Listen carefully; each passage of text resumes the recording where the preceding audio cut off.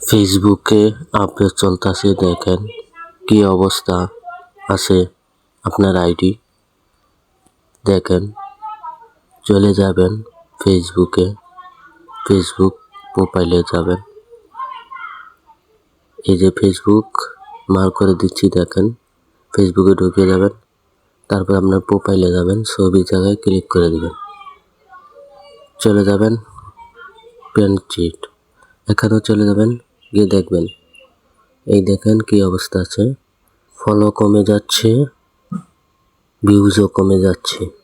Video ছাড়েন, ভিডিওতে views আসে না, ভিউজও আসে না।